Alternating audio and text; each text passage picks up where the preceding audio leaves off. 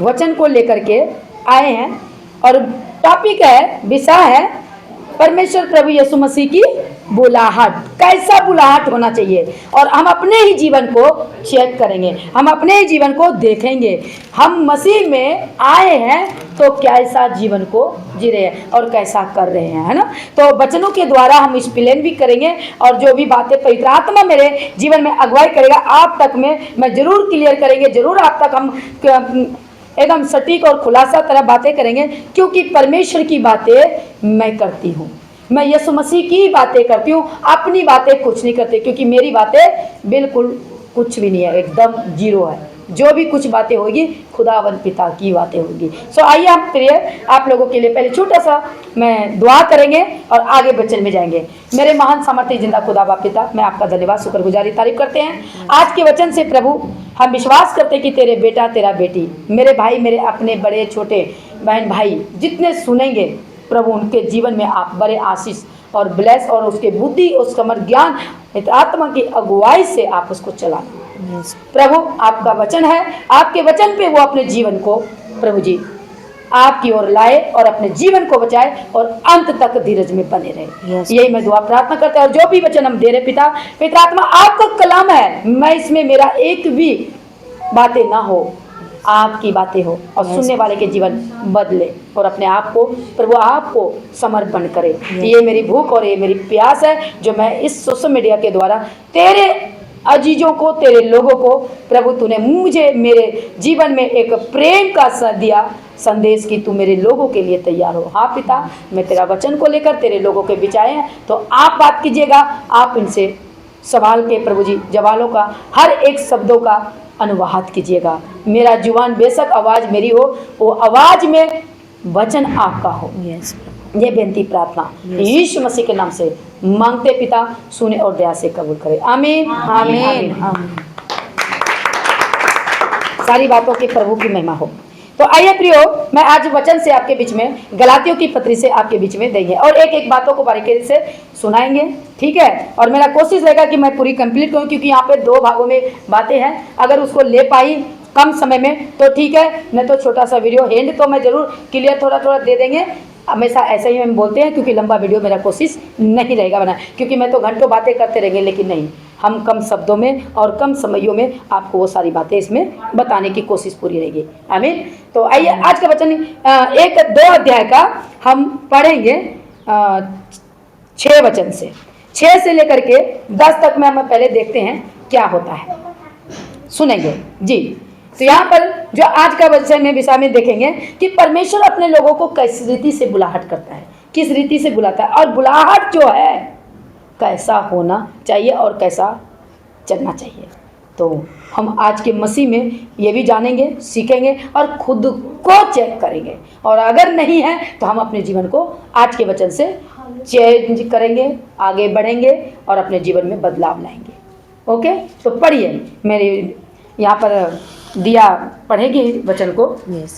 फिर जो लोग कुछ समझे जाते थे वे चाहे कैसे भी थे, मुझे इससे कुछ काम नहीं। हाँ। परमेश्वर किसी का पक्षपात नहीं करता। हाँ। उसने जो कुछ समझे जाते थे मुझे कुछ भी नहीं प्राप्त हुआ, परंतु इसके विपरीत जब उन्होंने देखा कि जैसा खतना किए हुए लोगों के लिए सुसमाचार का काम पतरस को सौंपा गया, वैसा ही खतना रहितों के लिए मुझे सुसमाचार सुनाना सौंपा गया। हाँ। क्योंकि जिसने पतरस से खतना किए हुए से प्रेरिताई का कार्य बड़े प्रभाव सहित करवाया, उसी ने मुझसे भी अन्य जातियों में प्रभावशाली कार्य करवाया। और जब उन्होंने उस अनुग्रह को जो मुझे मिला था जान लिया, तो याकूब और कैफा और यूहन्ना ने जो कलीसिया के खंबे समझे जाते थे, मुझको और बरनबास को संगति का दाहिना हाथ दिया। हाँ। कि हम अन्य जातियों के पास जाए, और वे खतना किए हुए के पास केवल यह कहा गया कि हम कंगालों की शुद्धि ले, और इसी काम को करने का मैं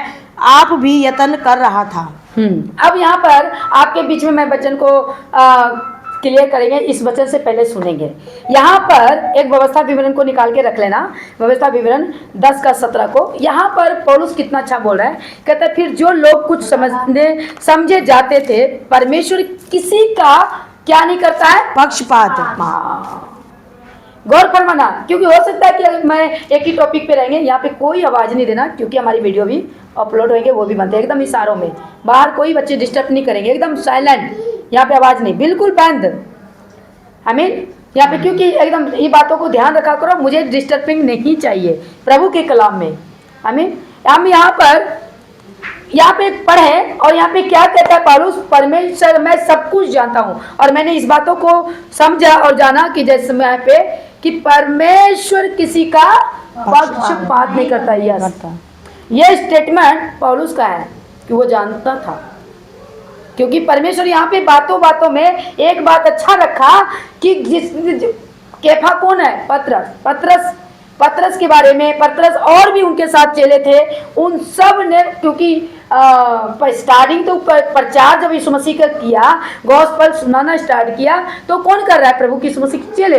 लेकिन ये पौलुस वही है जो पतरस के कलीसियाओं को, पतरस के साथ, इवन पतरस को भी डर हो गया था कि हमें रोमी सरकार क्या कर रहे हैं, सताव डालते हैं। ये बातें इसलिए प्रियो में बीच में रख दे रहे हैं, सताव करते थे, सताते थे, लेकिन ये यहाँ पर स्टेटमेंट बहुत अच्छा था कि परमेश्वर किसी का पक्षपात नहीं करता। पर ये क्या नाम है, पौलुस कौन है, ये पौलुस वही है कलीसिया को, यस्सु के कलीसिया को सताने वाला। और उसको प्रकाशन किससे मिली, स्वयं यीशु मसीह से।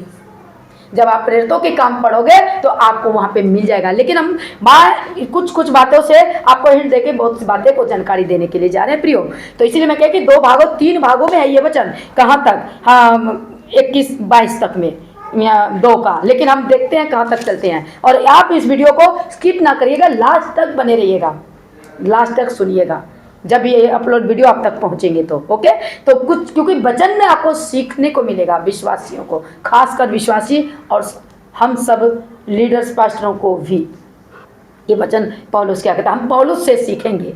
आमीन। ये वही पौलुस है जिसको खड़ा किया, कौन, यीशु मसीह ने इसको खड़ा किया है। तो आइए सुनते हैं, है ना, अभी पढ़ते हैं, अब इसको कंप्लीट कर देते हैं। तो यह व्यवस्था विवरण को पहले वहां पे भी हम आपको जानकारी दे दूं, तो यहाँ पर भी क्या कहता है, पढ़ दो दिया 10 का, हाँ 17, क्योंकि तुम्हारा परमेश्वर यहोवा वही ईश्वरों का परमेश्वर और प्रभुओं का प्रभु है। वह महान पराक्रमी और भय योग्य ईश्वर है, जो किसी का पक्ष नहीं करता और न घूस लेता है। हाँ, क्या न किसी का पक्ष करता है और न घूस। ये शब्द को ध्यान देना, मैंने इस प्लान ये बाद में करना था, मैं सोचा चलो पवित्र आत्मा जैसे मुझे लीड कर रहा है, मैं आपके बीच में वीडियो बना भी रही हूँ और फेसबुक में बातें आपके परमेश्वर की कर रही हूँ। आपका भी परमेश्वर, मेरा भी परमेश्वर है। तो क्या कहता है, परमेश्वर किसी का पक्षपात नहीं करता। कैसे कहता है, क्योंकि परमेश्वर यहोवा वही ईश्वर का परमेश्वर और प्रभुओं का प्रभु है, वह महान पराक्रमी और भय योग्य ईश्वर है, जो किसी का पक्षपात नहीं करता, ना घूस लेता है।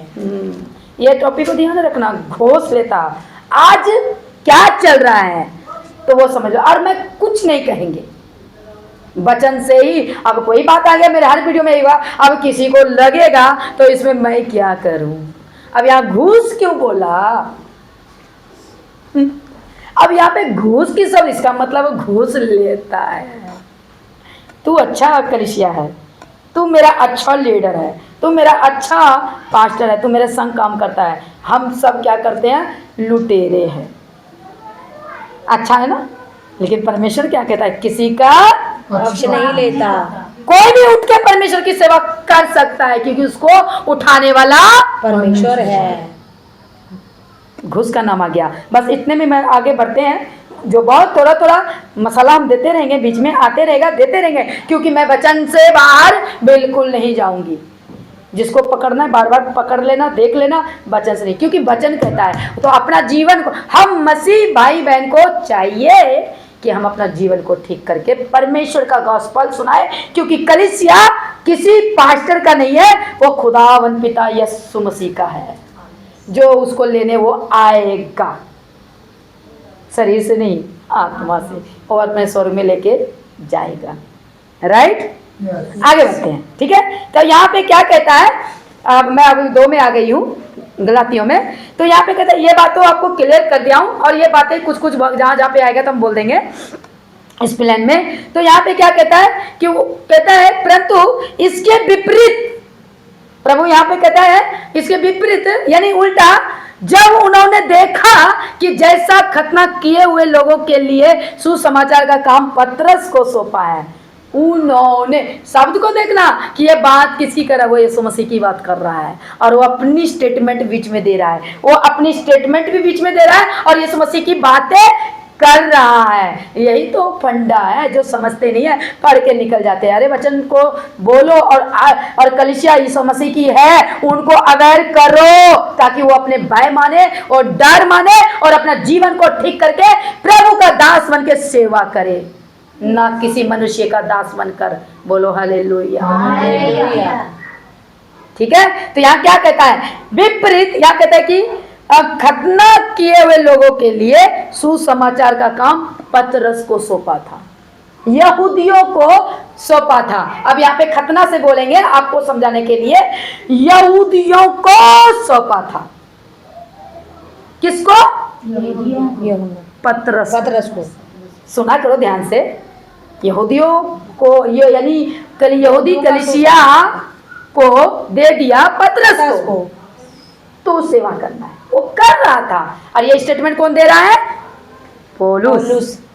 आइए पौलुस फिर क्या कह रहे हैं, सौंपा था वैसे। अब आ गया वैसे में भी एक बात है, इसी कॉन्सेप्ट में जब पढ़ोगे वहां पे ये वजन है, वैसे ही। अब आ गया वैसे ही, अब वो खुद को प्रेजेंट कर रहा है, वैसे ही। अब सुनना, खतना रहित के लिए मुझे सुसमाचार सौंपा है। बोलो हालेलुया। हालेलुया। अब यहाँ आपने आपको लोगों के बीच में, कलीसियाओं के बीच में, क्योंकि वहां पे बात उठी होगी कुछ जो भी हो, कुरिन्थियों में भी देख लो, तू उसका है, तू उसका सुनता है, तो उसका सुनता, मतलब हल्का हल्का आपको समझाने के लिए मैं बोल रही हूँ।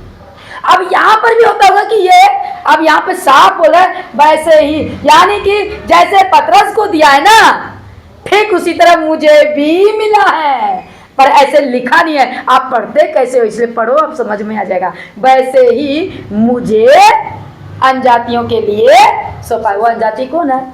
उनको कौन सुसमाचार सुनाएगा? क्योंकि ये पतरस का जब आप पढ़ोगे, प्रेरितों के काम में आपको सब कुछ मिलेगा, तो वहां पे पतरस खाली खतने वाले को, लोगों को सुसमाचार सुनाता था, यहूदियों को सुनाता था, क्योंकि और किसी के पास तो जाता। लेकिन पतरस डरपोक भी था।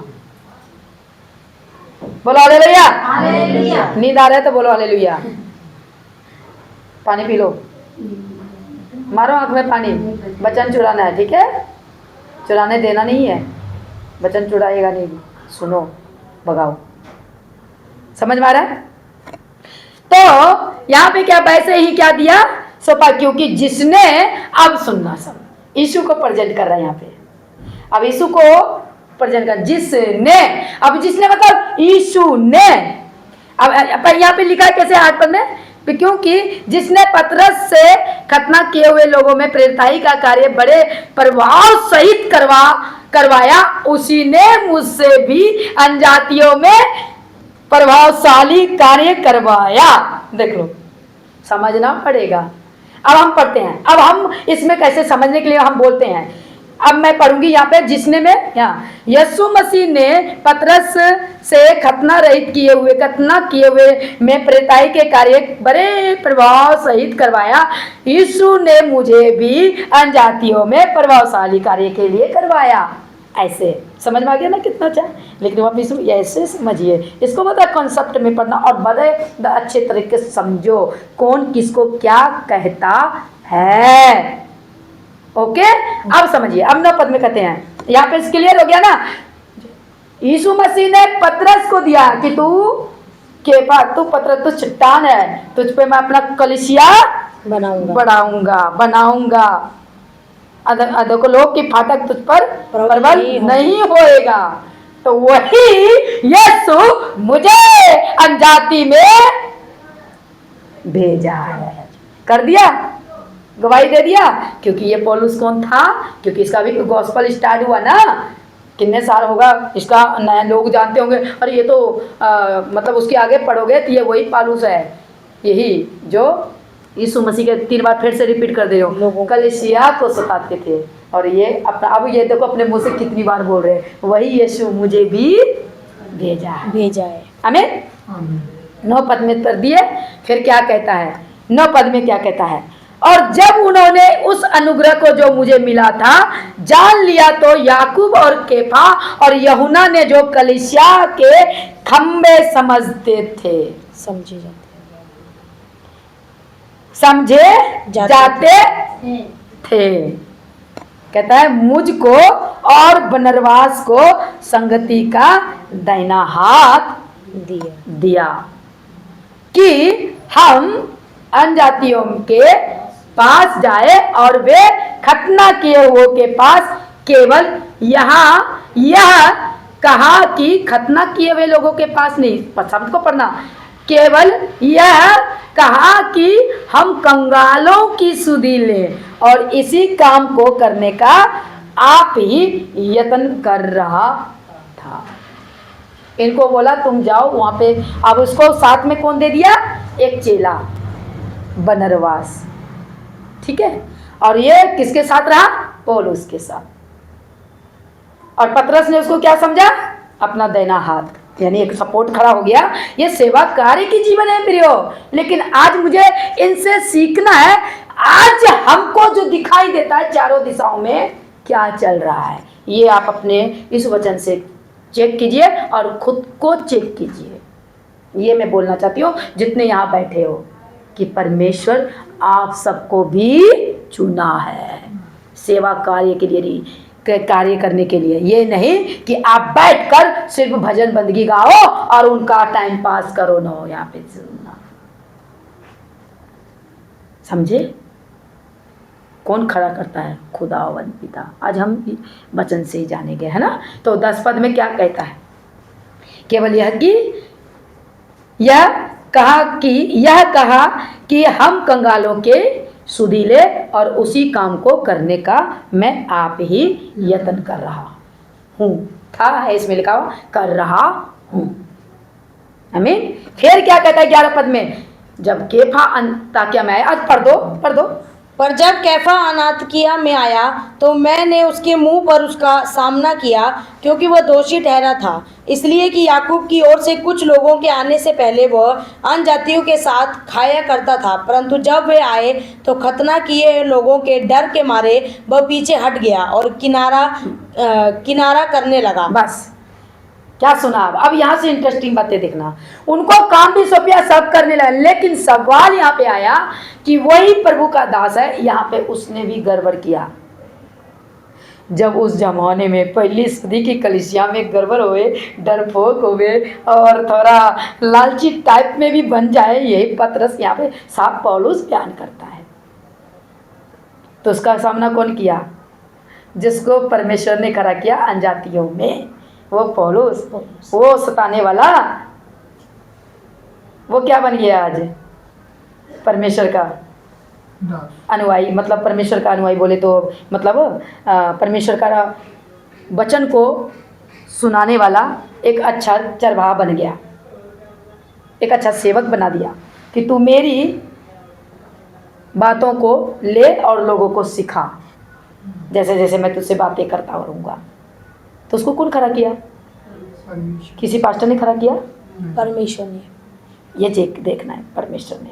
तो पौलुस को बात, अब जब कलीसिया में भी किसी के साथ अंदर परमेश्वर काम करेगा तो वो पास्टर के आगे में तो थोड़ा उसके अंदर में एनर्जी आएगी, वो करेगी। लेकिन आज क्या करता है? चुप, तो ज़्यादा, अभी तेरे को 2 साल की हुआ है, तो तपने लगा है, और उसके अंदर में आ रहा है सेवा करने, तो उसको परमेश्वर के नाम में आगे बढ़ाओ और उसको पुश करो और कहो जा सेवा कर। पर यहाँ ऐसा होता है? नहीं होता है। उसी में होता है जो उसके लायक हो, उसके टाइप के हो। टाइप का यहाँ नहीं देखता है, लेकिन यीशु मसीह के टाइप के लोग किसको चुनता है? वो अलगे उसके बखरा ही होता है, खुश वाले लोग को नहीं चुनता है। वो बोलता है इसको खड़ा करना है, इसके अंदर में वो अपना बीज डालता है कि तू मेरा काम करेगा, तू बखड़ा है, तू आवाज़ उठाएगा, तू सच का सुख करा शिक्षा करेगा। आज मेरे को देख लो, मेरे अंदर में परमेश्वर डाला, अब मैं इसी वचन से ले लेती हूँ अपने में, मैं भी तो अनजाति से हूँ। अब मेरे अंदर में ये कुछ मेरे को तो पैसा, मैं ना पैसा लूँ, मैं तो कभी जिंदगी में ना लूँ। मेरे को खाने कपड़े पहनने के लिए मेरे पे है, मेरे परिवार फैमिली मेरे प्रभु ने दिया है, उन्हीं में है। सेवा प्रभु की सेवा करूंगी, घट के करूंगी, यहाँ तक कि अपने जेब से भी करूंगी। हाँ, जो कलीसिया अगर सपोर्ट करता है, जो करे वेलकम, उसका स्वागत है, प्रभु उनको आशीष दे, क्योंकि कलीसिया की पैसा कलीसिया में ही जाए, ये सेवा है।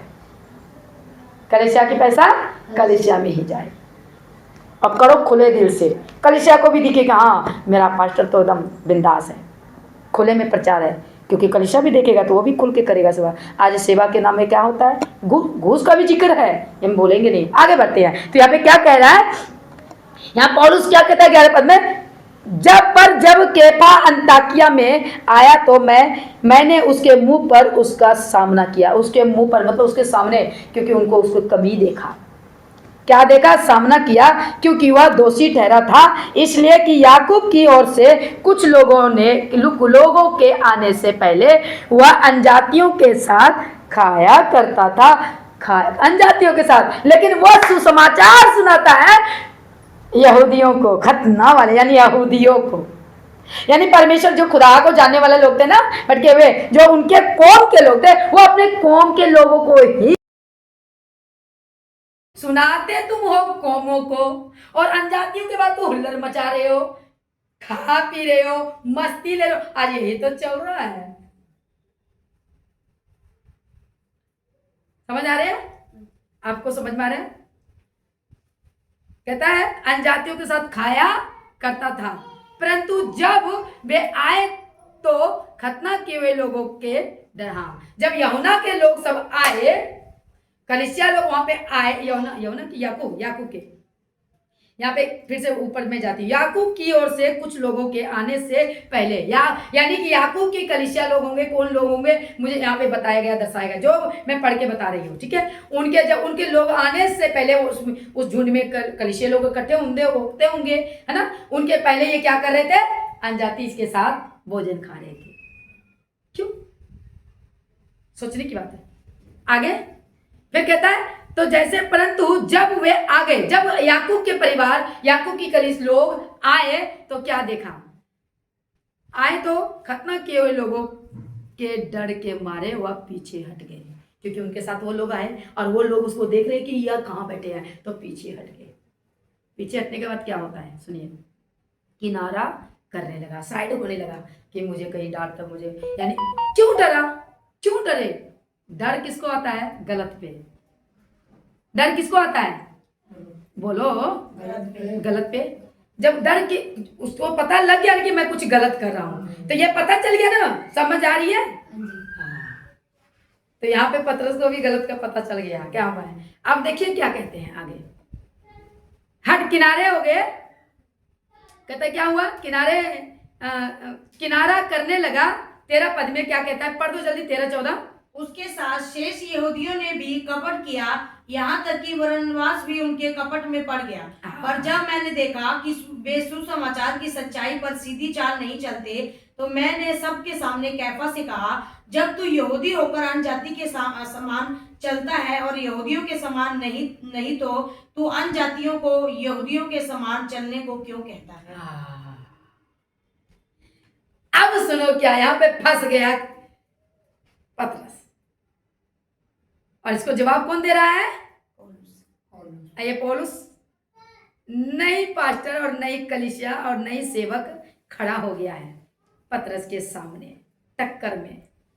आज भी भले तुम बन के बैठे हो परमेश्वर का भी, अरे परमेश्वर तो मैं कैसे पिछले वीडियोस में बताए थे, परमेश्वर की मर्जी है, वो किसी से एक कहता है ना 15 साल के विश्वासी, या मतलब कि बेशक हो वो 2 साल के विश्वासी से वो अपनी महिमा प्रचार उसे करवाएगा, क्योंकि बोलने वाला वो नहीं, उसके अंदर में परमेश्वर का आत्मा है। बोलो हालेलुया, प्रभु यीशु मसीह की जय। समझा, तो ये मैं बताना चाहती हूँ। तो यहाँ पे क्या, यहाँ पे 14 पद में क्या सीखे, कहता उसके साथ शेष यहूदी ने भी कपट किया। हाँ, जब एक सेवक प्रचार करते हैं और उसका झुंड इकट्ठा होता है, वो भी उन्हीं में मिल जाता है। लेकिन इस पर एक वचन मैं जरूर बोलूंगी, मत्ती 23 को निकाल के रखो, 2 और 3 को पढ़ देना, ठीक है। तो यहाँ पर क्या हुआ, अब यहाँ पे क्या था, बहुत लोग, यहाँ तक कि जो पौलुस के संग बरनबास थे वो भी उनके बातों में आ गया, यही पढ़ा ना, वो भी आ गया। तो इसका मतलब नहीं है कि वो अगर परमेश्वर दास उसको चुना है तो उसमें गलतियां नहीं आएगी, गलतियां आएगी, लेकिन कहता है गलतियों से परमेश्वर प्रेम नहीं करते। हाँ, अगर वो उसको जाने अनजाने में अगर गलती हो गई है तो परमेश्वर उसको मौका देता है, सुधर जाओगे। अगर उस गलती को बना लिया अपना फैशन तब तो गया, लेकिन नहीं, हमको ऐसा नहीं करना है ना। हाँ, गलती हो सकता है पर उसको वापिस लो, गलती को मान लो और छोड़ो, और परमेश्वर के मार्ग में जो सटीक है सच्चाई वैसा चलो। हम ये वचन क्यों लेके आए हैं, जब उस पहली सदी में ये तो अभी तो बहुत पूरा चलता है, उसका चट्टा बंदी ही घुस में बैठे हैं और उसमें आ गए हैं। हमें उसमें उनको देख करके नहीं कहेंगे अरे यहाँ तो बहुत परमेश्वर का महिमा हो रहा है। मैं देखो, मुझे किसी को कुछ बोलने का पहले हमेशा वीडियो में ही बोलूंगी, लेकिन वचन आता है तो वचन से एक्सप्लेन भी तो करना है। फिर ये किसके बारे में कह रहा है, सोचना तो पड़ेगा। तो आइए 23 में पढ़ते हैं। हाँ, पढ़ दो 2 और 3। हाँ, 23 का 2 और 3 को पढ़ दो। शास्त्री और फरीसी मूसा की गद्दी पर बैठे हैं, इसलिए वे तुमसे जो कुछ कहे वह करना और मानना, परंतु उनके से काम मत करना, क्योंकि वे कहते तो हैं पर करते नहीं। अब यहाँ पतरस क्या कर रहा था, सबको उसी तरह में घुसा लिया। तो यहाँ पे पौलुस क्या कहता है, जब तू अनजाति में खाता और पीता है वैसा चलता है और तू यहूदियों को प्रचार फिर क्यों करता है, जब तू खुदे अनजाति की तरह चलता है और परमेश्वर की बातें तू उसको सिखाता है। यही तो डांट लगाया। जब कहते हैं कि जब मैंने देखा कि वह सुसमाचार की सच्चाई पर सीधी चाल नहीं चलते, तो मैंने सबके सामने केफा से कहा, पूरी कलीसिया के बीच में ठोक दिया पतरस को, कौन, पौलुस ने, कि तू उल्टी चाल चलता है। आज बेशक मैं जानती हूं उनके पास पुलिस का बॉडीगार्ड भी है, उनको भारत सरकार का उसको मिला है, वो भले परमेश्वर का सेवक है, मैं उनको गलत नहीं कह रही, ये वचन के अकॉर्डिंग से बोल रही हूँ। और ये पतरस वही है, स्वयं यीशु मसीह के साथ खाया और पिया और परमेश्वर का महिमा देखा, और उसके बाद जाने के बाद अपने अपने आप को गलती को स्वीकार कर और कलीसिया को सिखाना स्टार्ट किया। और ये पतरस उनके लिए जान भी दे रहा है, मरा भी है। मैं उनकी बहुत कदर कर रही हूँ, लेकिन बात मैं इसको सीखना है भाई। ये स्टेटमेंट मैं आपके बीच में रखा, मुझे सीखना है। लेकिन एक सेवक फिर जब खड़ा हुआ तो उसको उसी सेवक में जो यीशु मसीह को जानता था, देखता था, उसके साथ था, आज उसके अंदर में भी गलतियां आ गई। तो मेरे प्रियो भाई, मेरा ये वचन को ला करके आपके बीच में क्लियर करने का मतलब यही है कि आज भी लोगों गलतियां कर सकते हैं, हमको उससे चेक करना है, केयरफुल रहना है। हम अंधा अगुए की तरह या अंधे मनुष्य की तरह नहीं आगे बढ़ना है कि वो भी गड्ढा में गिरे तो हमें अगर ऐसे के साथ बने रहेंगे तो हम स्वर्ग नहीं जाएंगे, मेरी आत्मा नरक में ही जाएंगे। बॉडी तो मरना ही मरना है, भले आप यीशु को मानो भले यीशु को ना मानो, उसका वो ये बात तो है ही नहीं, बट लेकिन जब आप यीशु मसीह में हो तो पक्का नरक में ही जाएगा। क्योंकि मत्ती में क्या बोला, यीशु मसीह ने क्या सिखाया कि मूसा की गद्दी पे तो वो बैठा है, वो प्रचार तो कर रहा है, लेकिन उसके अंदर में क्या आ गया, कमियां। क्या आ गया, कमियां। मैं नहीं कह रही, यहाँ पे वचन बोला, खुद यीशु मसीह का स्टेटमेंट है, और यहाँ पे पौलुस कह रहा है गलातियों में कि जब यहूदी होकर अनजातियों के समान चलता है। वाओ, क्या स्टेटमेंट है।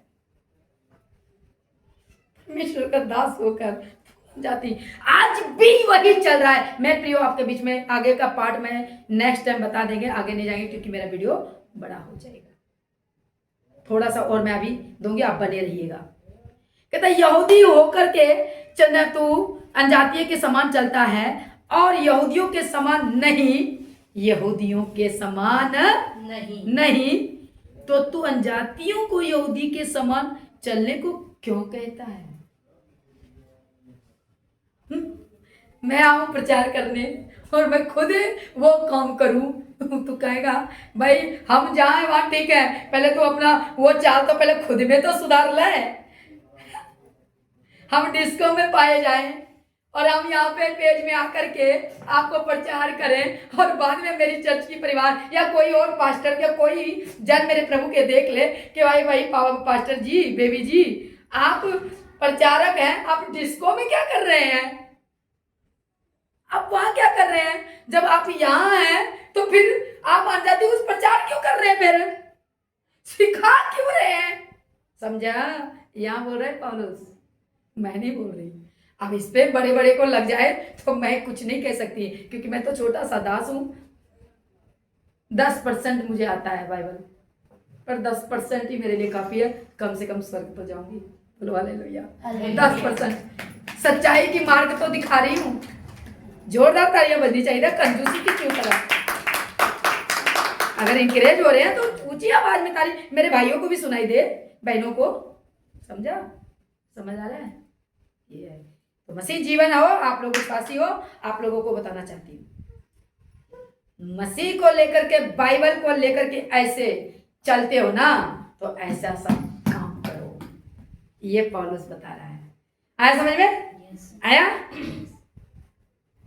मसीह कहलाते हो या तो तब भी डांट खड़ा हुआ था पौलुस, आज भी हम जैसे हैं खड़े वचन से, हम प्रभु की कलीसिया को अवेयर करने के लिए। हाँ, वो बात अलग है, आप मानेंगे नहीं मानेंगे, चलेंगे नहीं, वो फैसला चुनाव आपका है। पर मैं तो प्रभु को कहूंगी, प्रभु जी मैं तो आपकी बातें को सच्चाई के साथ रखती हूँ, बस। समझ में आ रहा है? मसीह जीवन है। तो आगे 2 पद को ले लेते हैं, 15-16 को। ये भी बता दिया तो कितना अच्छा कहता है। फिर 14 को लास्ट में कह देते हैं, पढ़ देते हैं। जब मैंने देखा कि वे सुसमाचार की सच्चाई सीधी चाल नहीं चलते, तो मैंने सबके सामने केफा को डांटा, कह दिया, जब तू यहूदी होकर के अनजातियों के समान चलता है और यहूदियों के समान नहीं, तो तू अनजातियों में क्यों प्रचार करता है? हाँ, तो अब परमेश्वर देखो, आज जितने भी मसीह में हैं उन सबसे वचन से यही सीख मिलता है, हमको सीख मिला है, बाकी का तो पता नहीं। उन सबको भी यही कि हमें मसीह में जीवन जीना है, वचन के अकॉर्डिंग चलना है। मुझे घूस नहीं, लालच नहीं, लूट नहीं, कुछ नहीं, क्योंकि बाइबल कमाई का द्वार नहीं है। ओके, आगे बढ़ते हैं। और एक बात भी आपके बीच में यहाँ पे थोड़ा बताऊंगी, गवाही बने रहिएगा, बस 2 मिनट का गवाही दूंगी, शॉर्ट में मारूंगी। यहाँ पे 15 में क्या कहता है, पढ़ दे दिया, 15 और 16 को ही पढ़ दे। हम तो जन्म से यहूदी हैं, हाँ? और पापी अन्य जातियों में से नहीं, हाँ? तो भी यह जानकर कि मनुष्य व्यवस्था के कामों से नहीं, पर केवल यीशु मसीह पर विश्वास करने के द्वारा धर्मी ठहरता है। हमने आप भी मसीह यीशु पर विश्वास किया कि हम व्यवस्था के कामों से नहीं, पर मसीह पर विश्वास करने से धर्मी ठहरे, इसलिए कि व्यवस्था के कामों से कोई प्राणी धर्मी न ठहरेगा। क्या कहता है? इसलिए व्यवस्था के कामों से धर्मी नहीं ठहरेगा। इसमें रोमियो को निकाल लो, 3 के 20 और 22 पढ़ देना, 21 को नहीं पढ़ना। रोमियो 3 के 20 और 22, बस, ठीक है। अब मैं आपको यहाँ से एक्सप्लेन करके अब मैंने समाप्ति पे जाएंगे, क्योंकि इसका ये पार्ट दूसरा में आ जाता है, लेकिन इसका भी कुछ बातें कर दूं। यहाँ पे पौलुस पे लगे हाथ ये भी स्टेटमेंट रखता है, हमने तुम जो व्यवस्था के अनुसार काम कर रहे हो नहीं करना है। पतरस में गड़बड़ी आ गया। ये पतरस कौन? एक सेवक है प्रभु यीशु मसीह का। आज भी ऐसा भी चल रहा है, जो चल रहा है वो इस वचन से सीख जाए। हमें मसीही जीवन जीना है, क्योंकि हमने यहाँ पौलुस अपना स्टेटमेंट देता है कि मैं, देखो, अपने आप को कहता है कि मैं, कहता है हमने यहूदी और पापी, वो खुद को प्रकट कर रहा है, खुद को प्रेजेंट कर रहा है कि मैं यहूदी हूं, मैं यहूदी हूं और पापी अनजातियों में से नहीं। मतलब अनजाति यहूदी उसको पापी ये बता रहे स्टेटमेंट से, ठीक है। मैं वो अनजाति पापियों की तरह नहीं हूं, लेकिन फिर भी मैं पापी हूं, खुद को कह रहा है। मैं यहूदी के कौन से हूं? ये खुद यहूदी है, ये खुद खतना में से लोग हैं, लेकिन ये रोम के रहने वाला ये व्यक्ति है, अपने आप को प्रेजेंट कर रहा है और बता रहा है, गवाही दे रहा है। लेकिन फिर भी ये कहा कि ये भी कहता है तो भी, यानी कि कहते पापी अनजातियों में से नहीं हूं, मैं ये अनजातियों की में से नहीं हूं, मैं यहूदी हूं, पक्का यहूदी हूं, खुद को बोल रहे लोगों के बीच में। लेकिन यहां पे क्या कह रहा है? तो भी यह जानकर, तो भी क्या जानकर, सुनिएगा स्टेटमेंट ये पौलुस का, यह जानकर, तो भी यह जानकर कि मनुष्य व्यवस्था के कामों से नहीं, केवल यीशु मसीह पर विश्वास करने के द्वारा धर्मी ठहरता है। यस, मैं आज धर्मी हूं। कैसे धर्मी हूं? Hallelujah, hallelujah. मैं धर्मी हूं क्योंकि मैंने यीशु मसीह पर विश्वास सब बोलो विश्वास किया। यही पौलुस होता है। और पौलुस भी यहूदी था लेकिन वो धर्मी नहीं था। धर्मी कैसे बना? जब उसको परमेश्वर ने अपनी प्रकाशन दिया, उसके आंख अंधा हुआ, उसको 3 दिन बाद उसका आंख आ गया और उस जान गया कि ये परमेश्वर है। और देखो तो कितनी प्रचार किया है। ये कहना चाहते हैं ये विश्वास पे। आज हम भी विश्वास से करते हैं, तो विश्वास में अगर कोई गड़बड़ी कर दे, मैं कैसे उसको सलूट करूं भाई? कैसे उसको मैं कहूंगी कि भाई नहीं तू अच्छा प्रचारक है? कैसे नहीं कह, हाँ आपको गलत भी नहीं कह सकते, पर यह जरूर कहूंगी भाई मिलावट का प्रचार दे रहे हो, प्रभु नहीं छोड़ेगा। ये कहें तो ये तो जानकारी दे सकते हैं। हालेलुया, कि परमेश्वर की वचन को मिलावट में नहीं लेके चलना है। वहां पे क्या बोला? मत्ती 23:2-3 में, मूसा के गद्दी बेटे इसके जैसा काम, क्योंकि ये खुद को तो महान का काम सिखाता है पर खुद एक उंगली से भी एक बोझ भी नहीं हटाना चाहता। वो अपने जीवन से बुराई नहीं निकालना चाहता। बोझ का मतलब समझते हो? वो अपने जीवन से बुराई ठीक खुद नहीं निकालेगा और दूसरे को जाएगा प्रचार। हाँ, तो माँ बाप को प्यार करो, तो एक एक्सप्लेन दे रही हूँ बहुत लंबा नहीं। माँ बाप को प्यार करो और खुद ही अपनी माँ को भेज दिया नाथ आश्रम में। प्रचारक, एक प्रचारक कहता है माँ बाप की आदर करो और खुद की बारे में देखो तो उसकी माँ कहाँ है? नाथ आश्रम में। सोचो, एक उदाहरण में दिया हूँ। ये तो बोलता है, ये उदाहरण में इसलिए दिया कि मूसा की गद्दी पे बैठा है, उसके जैसा चाल नहीं चलना, क्योंकि वही तो कहा वो कुछ अच्छा बोलने के लिए तो सिखाता है लेकिन अच्छा करता नहीं है, हैं? तो यही बात यहाँ पे पौलुस भी कह रहा है। तो क्यों सिखाता है? 14 पद में। फिर यहाँ पे 15 पद में क्या जाने, तो यहाँ पे 16 पद में क्या कहता है? तो भी यह जानकर कि मनुष्य व्यवस्था के कामों से नहीं पर केवल यीशु मसीह पर विश्वास करने के द्वारा धर्मी ठहरता है।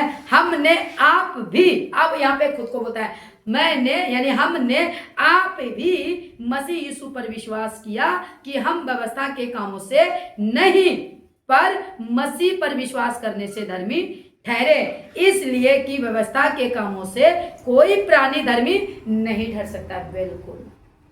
आज के वचन से, बुलाहट से क्या है? आज का टॉपिक में आपको बीच में यही रखा कि हमारा मसीह जीवन बुलाहट क्या है।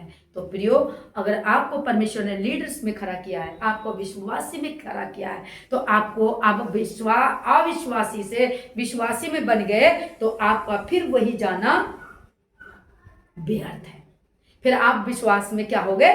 फिर गए। फिर आप जब विश्वास आकर के आपका काम काज बन गया, फिर दोबारा अगर इसकी वचन को मैं जो कुछ रह गया है मैं वीडियो बना के आपके बीच में रखेंगे, और क्योंकि अभी ज़्यादा वीडियो बड़ा बन जाएगा, इसलिए मैं यहीं पर समाप्त करके आगे को इसी टॉपिक को लेकर के आपके बीच में मैं देंगे।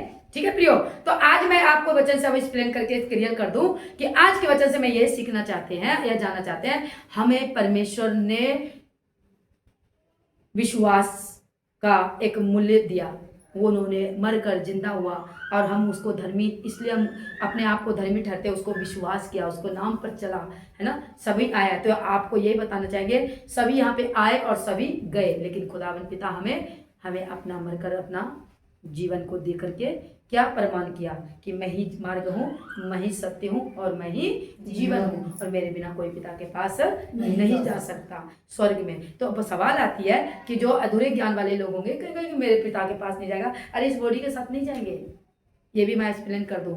आत्मा की बातें कर रहे हैं कि तुम मोक्ष नहीं मिलेगा, मुक्ति नहीं मिलेगा, क्योंकि मुक्ति यीशु मसीह के विश्वास पर ही है। जो यीशु मसीह पर विश्वास करता है, अंगीकार करता है कि वो मेरे लिए मारा गया, गाड़ा गया, तीसरे दिन धर्म ग्रंथ के अनुसार जी उठा, पृथ्वी पर 40 दिन रहा, स्वर्ग गया और स्वर्ग से फिर आने वाला है। सारे वेदों में भी लिखा गया है। सब कोई जानता है कि प्रभु यीशु मसीह द्वारा बादलों पे आएगा, लेकिन मानते कोई नहीं है। तो हम और आप मान रहे हैं, हम धर्मी विश्वासी कहलाएंगे, तो हमारा जीवन कैसा होना चाहिए? अनजातियों के बीच में समझ मारे? ये बात कहना चाहते हैं। और जो बीच में रह गया है ये पद में, वो बात 17 से लेकर के 20 तक में मैं आगे को आपको सिखाएंगे। सो प्रभु आपको आशीष दे। यही मैं आपके वचन, परमेश्वर की वचन आपके बीच में रखा है। परमेश्वर के कलाम को आप इसको सीखिए और आप शेयर कीजिए और आगे बढ़िए। हालेलुया।